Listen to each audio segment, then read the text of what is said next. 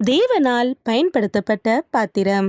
அவர் இயேசு கிறிஸ்து பெருகவும் நான் சிறுகவும் வேண்டும். யோவான் 3:30. தலைப்பு: தேவைகள் அதிகம்.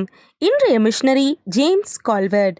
மண்ணில் பிறந்தது 3/1/1813 ஆண்டு. விண்ணில் சென்றது 8/3/1892 ஆண்டு. ஊர் யாக்ஷயர். நாடு இங்கிலாந்து. தரிசன பூமி பிஜி தீவு, தென்னாப்பிரிக்கா. நாம் வாழும் உலகில் எண்ணற்ற மொழிகள் பேசும் மக்கள் உண்டு. ஆனால் எல்லா மொழிகளிலும் வேதாகமம் வெளியிடப்படவில்லை. ஏனென்றால் சில மொழிகள் கற்றுக்கொள்வதற்கும் பேசுவதற்கும் மிக கடினமாக காணப்படுகின்றன.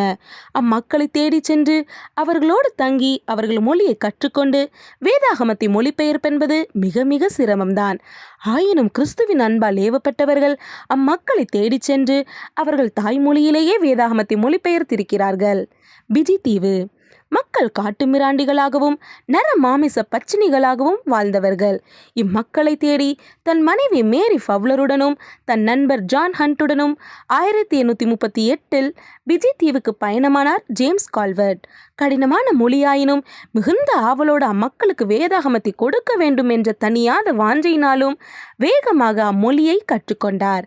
ஏற்கனவே புத்தக அச்சுத்துறையில் பெற்ற அனுபவத்தின் அடிப்படையில் வேதாகமத்தை வெளிக்கொணர்வதற்கு 1856 இங்கிலாந்தை நோக்கி பயணமானார்.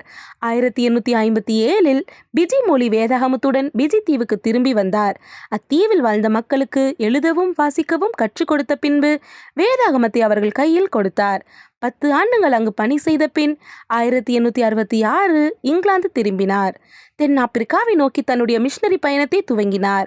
1872 ஆண்டு முதல் 1880 ஆண்டு வரை மாபெரும் ஆன்மீக புரட்சியை அங்கு ஏற்படுத்தினார். பல்வேறு இடங்களுக்கும் சுற்றுப்பயணம் செய்து கிறிஸ்துவின் அன்பை தன்னால் இயன்ற மட்டும் சுறுசுறுப்புடனும் உற்சாகத்துடனும் பறைசாற்றினார். பிஜி தீவு மக்களையே தன் சிந்தனையில் கொண்டிருந்த இவர் மீண்டுமாக பிஜி வேதாகமத்தை இருமுறை திருத்தம் செய்து வெளியிட்டார். மக்களுக்காகவே வாழ்ந்த இவ்விறை தொண்டர் நம்மையும் இப்பணி செய்ய அறைகூவல் தருகின்றார்.